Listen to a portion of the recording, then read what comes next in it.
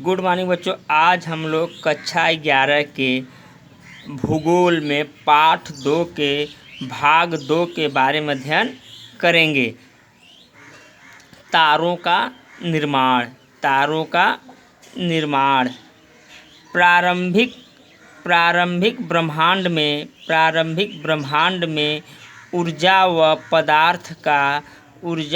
पदार्थ का वितरण समान नहीं था। देखिए, प्रारंभिक ब्रह्मांड, जब ब्रह्मांड हुआ तो उसमें ऊर्जा व पदार्थ का वितरण समान नहीं था। घनत्व में आरंभिक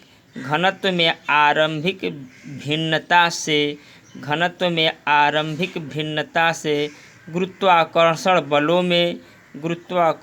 बलों में भिन्नता आई। देखिए, घनत्व में आरंभिक भिन्नता से गुरुत्वाकर्षण बलों में भिन्नता आई, जिसके परिणाम स्वरूप पदार्थ का एकत्रण हुआ। जब गुरुत्वाकर्षण भिन्नता आई तो उसी समय उसके परिणाम स्वरूप पदार्थ का एकत्रण हुआ। यही एकत्रण आकाशगंगाओं के विकास का आधार बना। जो उसमें जो एकत्रण हुआ वही एकत्रण जो आकाशगंगाओं के विकास का आधार बना। एक आकाशगंगा असंख्य तारों का समूह है। तारों के, जिसे हम लोग कहते हैं तारों के विशाल समूह को हम लोग क्या कहते हैं? आकाशगंगा कहते हैं। तो वही एक आकाशगंगा जो है असंख्य तारों का समूह है। आकाशगंगाओं का विस्तार इतना अधिक होता है कि उनकी दूरी हजारों प्रकाश वर्षों मापी जाती है। जो उनकी दूरी होती उनका विस्तार इतना अधिक होता है कि इनकी दूरी हजारों प्रकाश वर्षों मापी जाती है।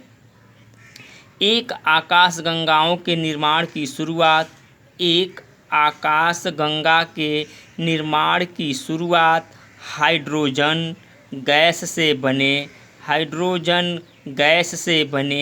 विशाल बादल के संचयन से होती है। देखिए, एक आकाशगंगा का जो निर्माण या शुरुआत होता है, हाइड्रोजन जो गैस से बादलों का निर्माण होता है, बादलों के गैस से बने विशाल बादल के संचयन से होती है, जिसे निहारिका कहा गया। बादलों के निर्माण से होता है जिसे हम लोग निहारिका कहा गया। क्रमशः इस बढ़ती हुई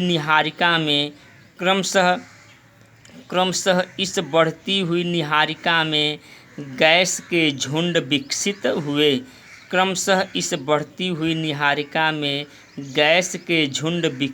हुए। ये झुंड बढ़ते घने गैसीय पिंड बने।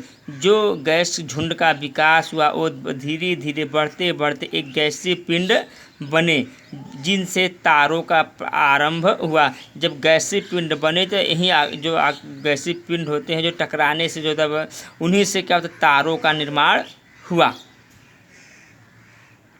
अगला है ग्रहों का निर्माण। देखो, ग्रहों का निर्माण कैसे हुआ।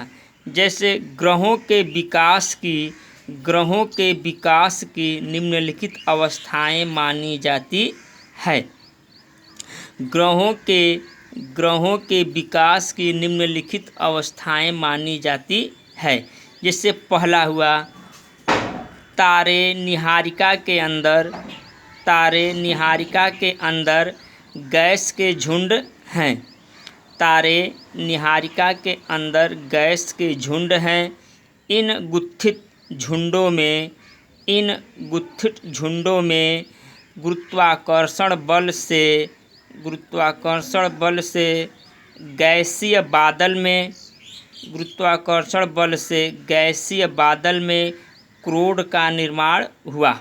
जो तारे निहारिका के अंदर गैस के गुत्थित झुंड है, और इन गुत्थित झुंडों में गुरुत्वाकर्षण बल से गैसीय बादल में क्रोड का निर्माण हुआ।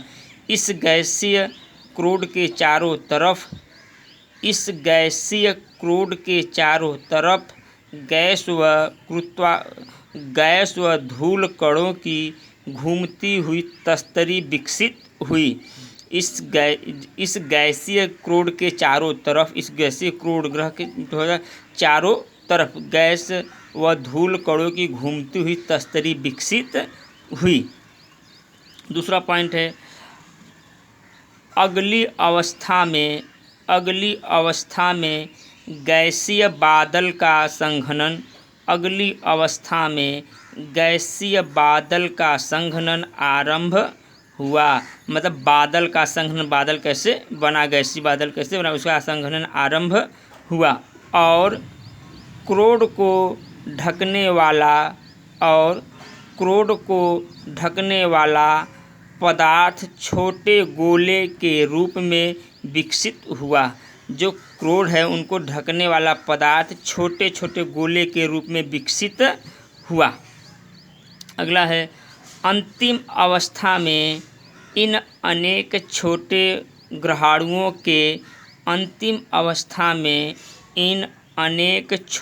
ग्रहाणुओं के समवर्धित होने पर कुछ बड़े पिंड ग्रहों के रूप में बने।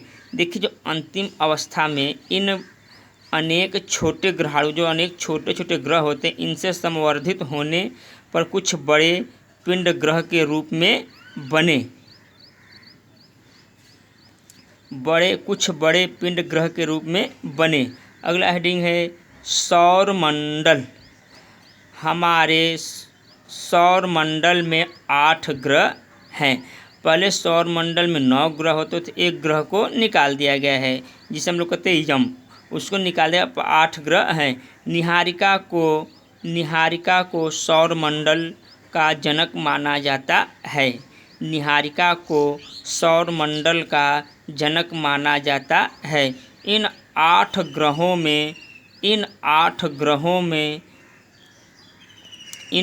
ग्रहों में बुध, शुक्र, पृथ्वी व मंगल भीतरी ग्रह कहलाते हैं। बुध, शुक्र, पृथ्वी व मंगल भीतरी ग्रह कहलाते हैं, क्योंकि ये सूर्य व क्षुद्र ग्रहों की पट्टी के बीच स्थित हैं। क्योंकि ये सूर्य व क्षुद्र ग्रहों की पट्टी के बीच स्थित है। अन्य 4 ग्रह बाहरी ग्रह कहलाते हैं। जो अन्य 4 ग्रह हैं वे बाहरी ग्रह कहलाते हैं। सभी ग्रहों का निर्माण लगभग 4.6 अरब वर्षों पहले लगभग 4.6 अरब वर्षों पहले एक ही समय में हुआ। अगस्त 2006 ईस्वी की IAU की प्राग सम्मेलन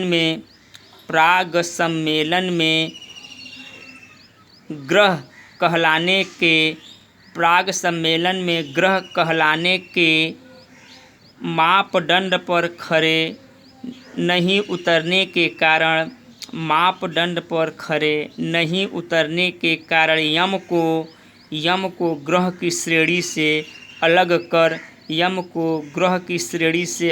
कर बौने ग्रह की श्रेणी में रखा गया। जो यम ग्रह है उनको मापदंड पर खरे नहीं उतरने के कारण यम ग्रह को ग्रह की श्रेणी से अलग कर बौने ग्रह की श्रेणी में रखा गया है।